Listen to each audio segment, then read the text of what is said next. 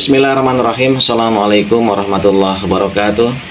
Saya Win Saputra, mahasiswa Al-Ajiz Angkatan 8 HTN 6B bersama Mutia Nabila akan mempresentasikan perkembangan hukum Islam Indonesia pada masa kemerdekaan.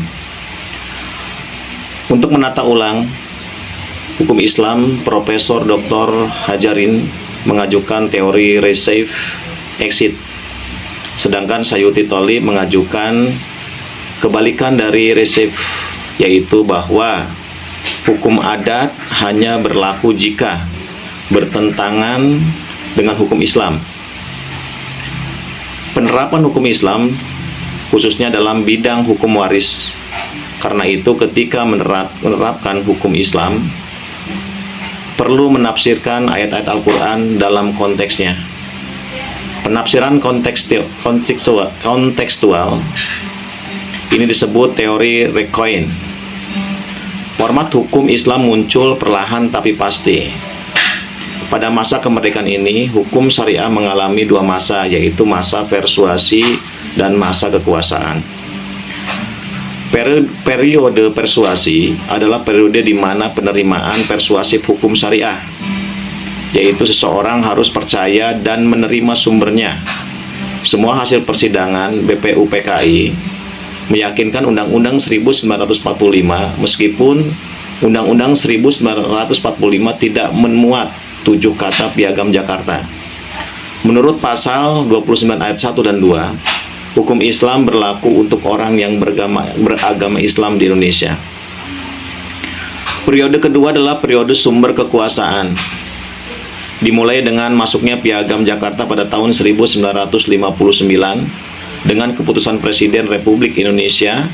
Pembukaan Kepres tersebut menyatakan bahwa kami berkeyakinan bahwa Piagam Jakarta pada tanggal 22 Juni 1945 menjiwai Undang-Undang 1945 dan adalah merupakan suatu rangkaian kesatuan dalam konstitusi tersebut.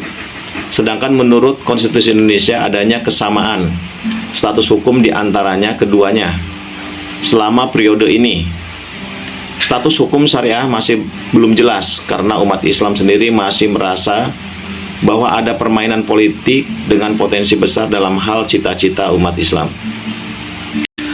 Hukum Islam pada masa Orde Baru, Orde Lama dan Orde Baru. Salah satu partai yang mewakili aspirasi umat Islam besar dalam hal cita-cita umat Islam. Hukum Islam pada masa Orde Baru, Orde Lama dan Orde Baru. Salah satu partai yang mewakili aspirasi umat Islam kala itu adalah Masumi, harus dibubarkan pada tanggal 15 Agustus 1960 oleh Soekarno. Sementara NU yang kemudian menerima manipul usdeknya, Soekarno bersama dengan PKI dan PNI kemudian menyusun komposisi DPR gotong royong yang berjiwa nasakom. Berdasarkan itu terbentuklah MPRS.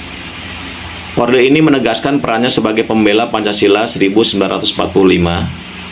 Bahkan di awal 1967, Soeharto menegaskan militer tidak akan menyetujui upaya rehabilitasi kembali Partai Masumi. Upaya-upaya untuk mempertegas keberadaan hukum Islam tetap terus dilakukan.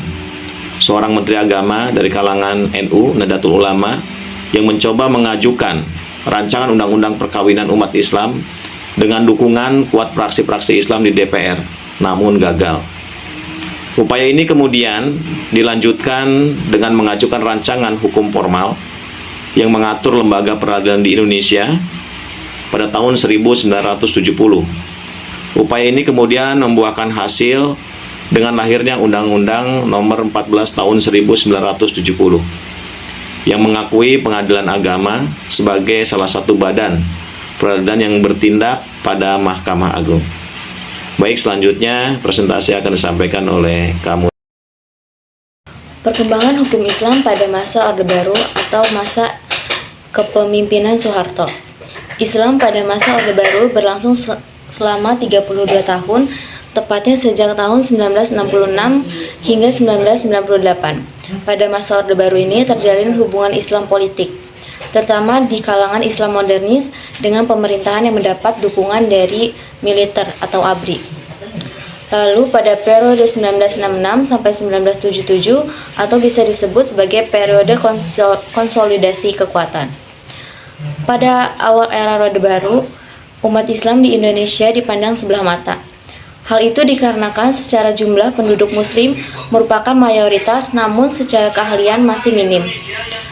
Keadaan ekonomi umat muslim semakin memburuk lantaran pemerintah memberi peluang dalam bidang ekonomi lebih banyak kepada para pengusaha dibandingkan kepada para santri. Akibatnya terjadi penurunan ekonomi pada pedagang-pedagang muslim. Selanjutnya pada tahun 1973 terjadi kontroversi di Indonesia karena pemerintah membuat rancangan Undang-Undang Perkawinan atau RUU Perkawinan yang dianggap bertentangan dengan Islam. Lalu Muhammad Hatta kemudian mengirimkan surat kepada Soeharto agar menerima tuntunan kaum Islam tersebut.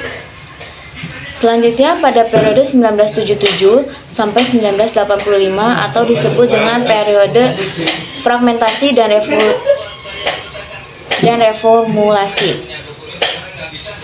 Pada periode ini, pemerintahan melakukan penyingkiran terhadap orang-orang Masyumi karena mereka dianggap sebagai kaum modernis dan reformis Islam. Pemerintah juga melakukan depolitisasi umat Islam khususnya dan kelompok masyarakat politik lainnya karena dianggap menyebarkan praktek politik berbasis politik aliran. Selanjutnya periode 1985 sampai 1998 atau disebut sebagai pola integrasi atau simbiosis. Pada periode ini hubungan Islam dengan pemerintah membaik karena mereka merasa saling membutuhkan satu sama lain.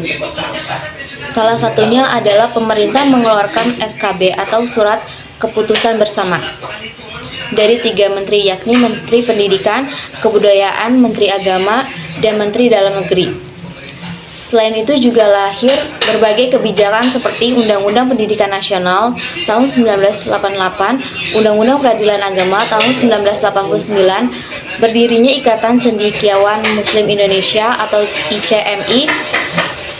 Lalu berkat dukungan pemerintah pada tahun 1990, SKB atau Surat Keputusan Bersama Menteri Agama dan Menteri Dalam Negeri tentang efektivitas zakat pada tahun 1991, bahkan hingga keputusan Direktur Jenderal Pendidikan Dasar dan Menengah Departemen Pendidikan dan Kebudayaan tentang perizinan pemakaian busana muslim atau jilbab kepada para siswi.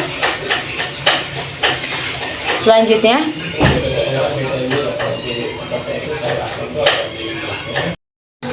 lalu pada masa Orde Baru ini juga ditandai dengan lahirlah sebuah undang-undang yang mengatur tentang perkawinan secara nasional, yang pada umumnya diadopsi dari hukum Islam, yaitu Undang-Undang Nomor 1 Tahun 1974 yang diundangkan pada tanggal 2 Januari tahun 1974. Lalu pada masa Orde Baru ini juga lahir peraturan yang mengatur tentang perwakafan, yaitu Peraturan Pemerintah Nomor 28 Tahun 1977 tentang perwakafan tanah milik. Selanjutnya ada Peraturan Menteri Nomor 1 Tahun 1978 tentang Peraturan Pelaksanaan PP Nomor 28 Tahun 1977, Instruksi Bersama Menak RI Republik Indonesia dan Kepala BPN Nomor 4 Tahun 1990 tentang Sertifikat Tanah Wakaf. Badan Pertanahan Nasional Nomor 630.1/2782 tentang pelaksanaan penyertifikatan tanah wakaf. Lalu pada masa Orde Baru ini, penegasan terhadap berlakunya hukum Islam makin jelas ketika Undang-Undang Nomor 7 Tahun 1989 tentang Pengadilan Agama ditetapkan, sehingga makin eksis hukum Islam.